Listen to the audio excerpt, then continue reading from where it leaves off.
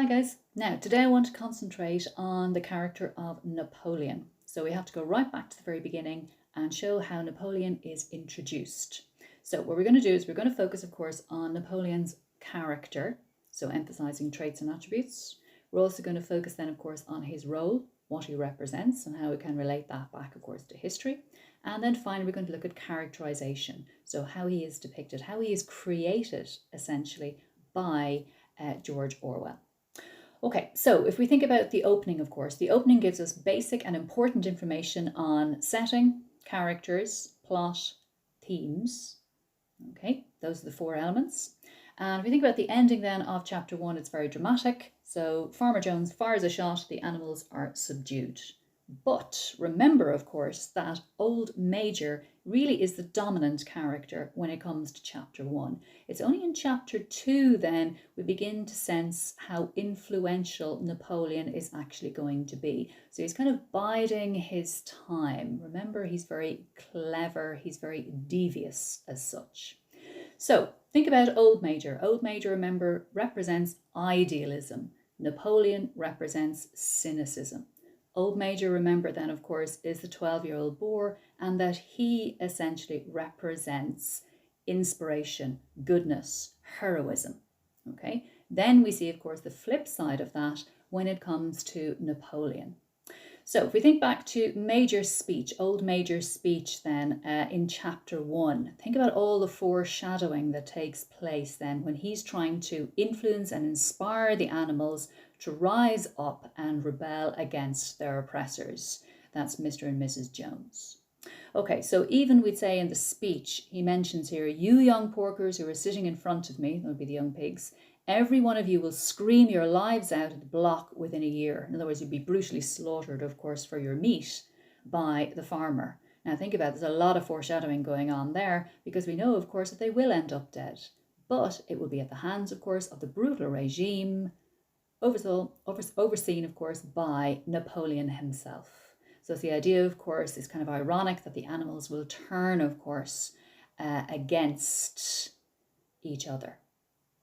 Then he also makes a reference to Boxer. You, Boxer, the very day that those great muscles of yours lose their power, Jones will sell you to the knacker who will cut your throat and boil you down for the foxhounds. So the knacker's yard, remember, just simply refers to a type of slaughterhouse.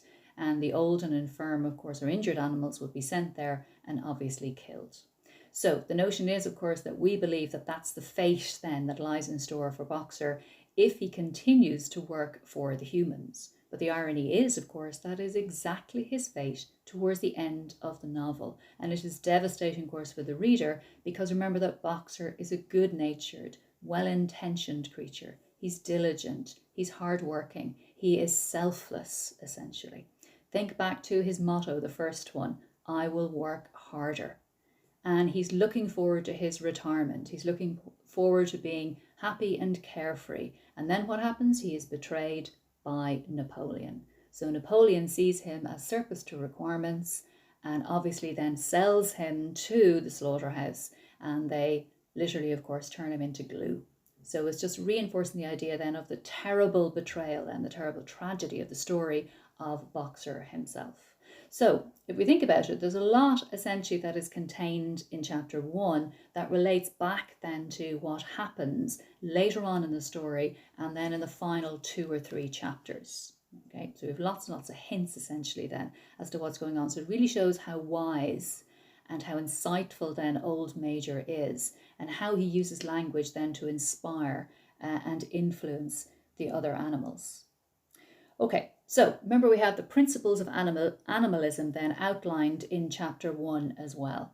Okay, so he's emphasizing then, of course, whatever goes upon 2 legs is an enemy, whatever goes upon 4 legs or has wings is a friend. And remember, of course, that all of these then become the 7 commandments or the principles of animalism. Now, even when we're reading this, of course, for the second time, we realize then how all of these particular commandments are broken by the pigs, in particular, of course, Napoleon himself. Okay, so he begins to walk on his hind legs, and he begins, of course, then to emphasize that he is superior to the other animals. So Major says, of course, do not adopt man's vices. No animal must ever live in a house or sleep in a bed or wear clothes or drink alcohol or smoke tobacco or touch money or engage in trade. All of that, of course, is done by Napoleon by the end of the book. All of the habits of man are evil, and above all, no animal must ever tyrannize over his own kind. Think about it, of course, we see how brutal, how violent Napoleon is in quashing all kinds of rebellion against his rule. No one is allowed to question or challenge him. Weak or strong, clever or simple, we are all brothers. No animal must ever kill any other animal.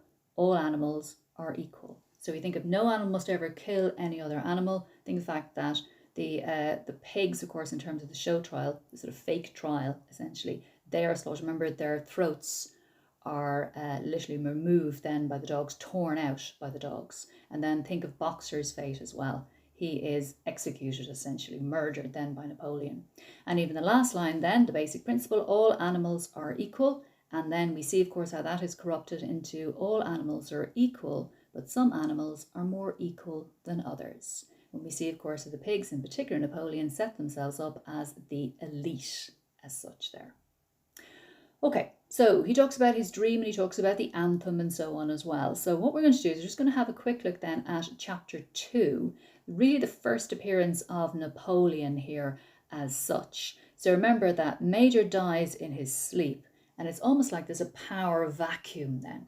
Okay, so we see, of course, the rebellion takes place soon after, but then we have to think about who's going to vie for power and who's going to be leader and who's going to influence and inspire the animals now that Major is dead.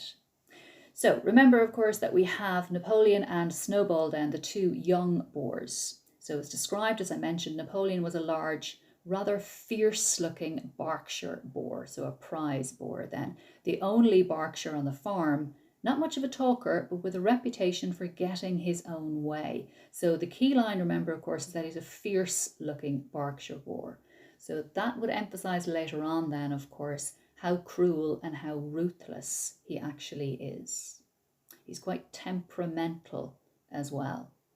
Then if you think about not much of a talker, so he's quiet, but he's thinking, he's planning, he's plotting, and he's scheming. So he's not to be trusted then. Also then we have that particular description there. He has a reputation for getting his own way. So it's reinforcing the idea then, of course, that he is utterly ruthless, that he will use any means at his disposal to get power, to secure it, and then maintain power within the farm itself. Then we have the contrast. So remember, when you're talking about or writing about a character, you can emphasize then contrasting characters. So old Major would be an obvious contrast. And then Snowball as well. Think of Snowball as well-intentioned. He's honourable and principled. He's doing it for the other animals, whereas Napoleon is motivated by self-interest. So remember, he's described as vivacious then, so lively and outgoing and sociable. Remember that Napoleon keeps very much to himself. He's quite taciturn. He's quiet and less talkative than Snowball. And really emphasize the idea that he is just waiting then, of course, to seize power. So Snowball then vivacious, quicker in speech and more inventive, but was not considered to have the same depth of character. But this is the whole point, of course, then, that Napoleon is emphasizing that Snowball is a traitor later on, that he's kind of superficial, that he's out for himself. So Napoleon is kind of creating a sort of a cult of personality around himself. He's giving this impression, of course, of being a deep thinker, of being sort of quiet and contemplative. But really what he's doing is just plotting then to seize power for himself. Okay, then we have Squealer, and remember Squealer then, of course, is obviously devoted and very loyal to Napoleon, and saying he was a brilliant talker, and when he was arguing some difficult point, he had a way of skipping from side to side and whisking his tail, which was somehow very persuasive. It's almost kind of hypnotic as such. So he's clever enough then, of course, to be able to twist language to suit himself, and of course he is an excellent orator and propagandist. So the last part of that is the other said of Squealer that he could turn black into white. So it's the idea, of course, that the content doesn't matter, the meaning doesn't matter. All that matters is that people are persuaded. So he has the power then of oratory or rhetoric to convince and persuade the animals to accept his particular point of view, i.e. Napoleon's point of view. Okay, so what they do is they congregate in the barn then, remember, okay?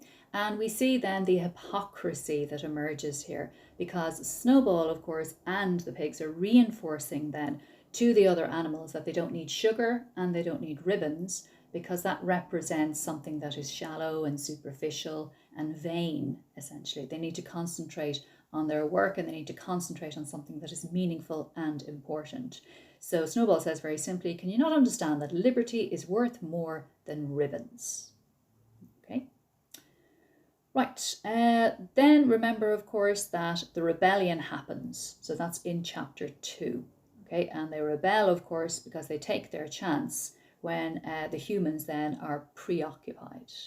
So they don't even know what to do with their newfound freedom then in chapter 2. So what they do, first of all, is they just wander around. Remember, they go into the farmhouse and then they wander around the barn and they're just taking stock, essentially, of Animal Farm as it is now. Okay, so we can see then that the sugar and the ribbons then are considered verboten. Okay, then Napoleon is mentioned. He led them back to the store shed and served out a double ration of corn to everybody with 2 biscuits for each dog. This kind of emphasised the idea maybe of bribery, keeping people on side. That would suggest how cynical and clever Napoleon is here, essentially. So they sing their anthem then, The Beasts of England. Okay. And then basically they're celebrating for the next day. We move on then to the wall on which the commandments have been printed. Remember that Snowball then and the other pigs, they are self-taught. So they're educated, essentially, and they are literate. So they're able to change Manor Farm, then the sign, to Animal Farm, and then they're able then to condense the principles of animalism as outlined by Old Major into the 7 commandments then. Okay, so the pigs now reveal that during the past 3 months they had taught themselves to read and write from an old spelling book. Napoleon set for pots of black and white paint and led the way down to the gate. Okay, so if we think of the 7 commandments then, they're obviously a little bit more contracted in terms of the principles of animalism. Whatever goes upon 2 legs is an enemy. Whatever goes upon 4 legs or his wings is a friend. That's exactly really what Major had to say then. So the further rules then about animals not wearing clothes, sleeping in a bed, drinking alcohol, no animal shall kill any other animal, and finally then, all animals are equal. So Snowball then, of course, takes charge, and we see how Napoleon begins to resent the fact that Snowball is quite charismatic and quite charming and quite convincing as such. Okay, so the cows then, they start to low and moo because they haven't been milked. Okay, so they're milked then, and you have 5 buckets of frothing, creamy milk. Now, this is going to be very significant in a moment because we begin to think then, of course, of how Napoleon is going to assert power at the very beginning here in chapter 2. What's going to happen to all the milk? Said someone. Jones used sometimes to mix some of it in our mash, said one of the hens. Never mind the milk, comrades, cried Napoleon, placing himself in front of the buckets. That will be attended to. Sounds quite mysterious and vague. The harvest is more important. Comrade Snowball will lead the way. I shall follow in a few minutes. Think about it. So Snowball now leads the animals away. Napoleon is left behind with the 5 buckets of frothy fresh milk. Forward, comrades, the hay is waiting. So the animals are now going out to work, essentially, to reap the harvest. And this is the significant part then, the final paragraph, very short, of chapter 2. So the animals trooped down to the hayfield to begin the harvest. And when they came back in the evening, it was noticed that the milk had disappeared. Now, George Orwell himself said, when he was commenting on his own writing, he said, this is the turning point of the novel or novella Animal Farm. Because he's saying, if the animals had realised what was going on, if the animals had stopped to question or challenge Napoleon, if one animal had said, hang on a second, where are the 5 buckets of milk? Then that would have changed the entire plot and story. Then maybe Napoleon wouldn't have got away with everything that he managed to get away with throughout the remainder of the novel, and especially set himself up as an absolute dictator a brutal and ruthless dictator at the very end of the novel. So it's emphasizing the idea that you do have to be cautious and careful, that you have to nip it in the bud, that you have to be aware of how you are being used or exploited or manipulated, of how dangerous a figure or character like Napoleon actually is. Okay, and how he tries to kind of insinuate himself into the animals, we say, affections, and then how he tries to essentially brainwash and indoctrinate those particular animals. So the last part of chapter 2 is key then in helping us to understand how Napoleon is creating this particular cult, this sort of personality cult, and how he is controlling and manipulating the animals.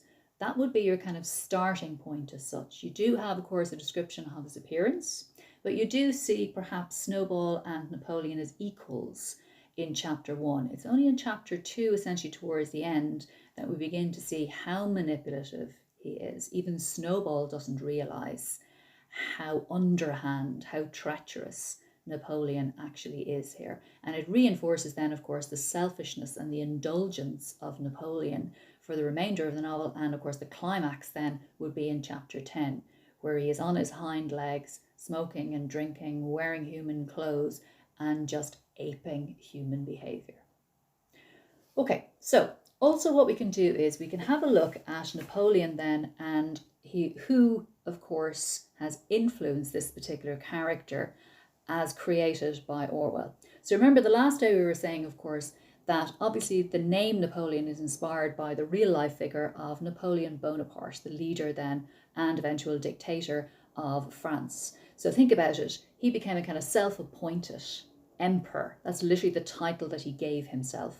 Emperor, essentially, of France then, Napoleon Bonaparte. So Emperor Napoleon. And even think about in the novel itself, of course, Napoleon actually declares himself president. So he gives himself this particular title. He's not elected as such. He just simply decides then that he is the leader and that he is the president as such then.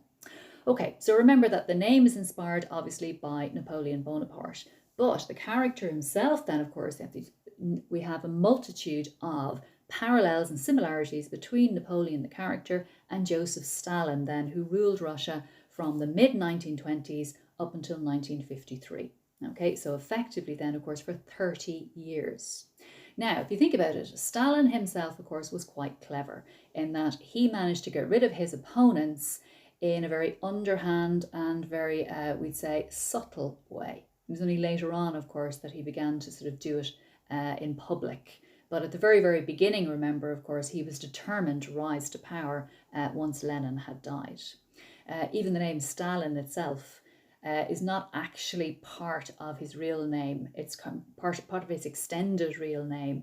He has a long real name, but essentially the word Stalin can be translated as man of steel. So he's trying to suggest that he's some kind of superhero, essentially, when you actually think about it. Okay, so relating back to Stalin himself then, just in terms of what kind of a man he was. He had a very soft voice, and he didn't actually speak that often, and he didn't actually address the public that often. So if you kind of think about it, he was sort of cultivating a very sort of mysterious persona for himself, very private, essentially. And then the wheels were operating behind the scenes. Then, of course, he was deciding who he would imprison, who he would exile, who he would essentially execute as well. Okay, so he decided then essentially that he wouldn't actually articulate quite a lot of his plans in public. His spokesperson would take over, and his spokesperson then, of course, would persuade the general public to accept him. Okay, so he spoke very clearly but infrequently. He also, in terms of the sort of cult of personality, he created a very specific, we'd say, sort of image for himself. That was very important, of course. It wasn't just about the voice, or it wasn't just about the policies, or it wasn't just about his temperament, his personality. Basically, he used to get all of his photographs and images airbrushed. Think how difficult it was back then to do that. You know, nowadays it's actually very easy, okay, because he has sort of pock marks on his face. And sort of quite a lot of blemishes and so on. So he made sure, of course, that they were kind of smoothed out in all of the photographs. And then he grew a beard, of course, to cover up any particular spots and blemishes as well. He actually wore sort of thicker and higher heels then to make himself look taller, even in photographs. And then, of course, whenever he was in public, because he was actually quite short as such. Like Napoleon, he did drink, but he encouraged other people to drink essentially, so he could then manipulate them more when they were drunk. He also smoked quite a lot, and we do see that, of course, in terms of Napoleon. He was quite indulgent. He used to get up at 11 a.m. and then have 2 hour lunches from about 3 until 5. He was a very good actor as well, very good at pretending just to be sort of charming and sincere, but behind the scenes then, of course, he was doing his best to undermine certain people who weren't that loyal to him. So he was quite charming and quite sociable at times when he needed to be, but most of the time he kept himself to himself. And even the idea, of course, that he sort of manipulated women as well and was quite unfaithful to his second wife. His first wife died at a very young age. She had tuberculosis. And then his second wife, then he had 3 children with her. But essentially he was cheating on her all the time, and she ended up taking her own life. So it's kind of the idea that he's very calculating and very ruthless, like Napoleon in the book, because his rise to power was premeditated. He had a plan and he stuck to it. Okay, so that's quite important. And he used to wear kind of military outfits, even though, I mean, he wasn't an army general or anything himself. And that's rather like Napoleon then, who actually presents himself with medals that are pinned. And then he starts to wear green ribbons and gets all the pigs to wear green ribbons, indicating that they are the elite, that they're more important than all the other animals. Very ironic when you think back to Snowball, of course, who didn't want Molly to be wearing red or blue ribbons at all because it was seen as a sign of vanity. And then by the end of his life, Joseph Stalin was quite obese as well, kind of drinking and smoking and eating too much. So that kind of relates back then to Napoleon at the very end of the novel. Okay, so in the next class, what I'm going to do is I'm going to look at sort of like 4 different aspects then of Napoleon, and then we're going to look at different examples relating back to that. So obviously appearance, then characteristics, and then role. Those are the kind of 3 basic elements that we're going to have a look at, and hopefully then you can fill in some of the gaps and come up with different examples and quotations yourselves. So until then, guys, take care.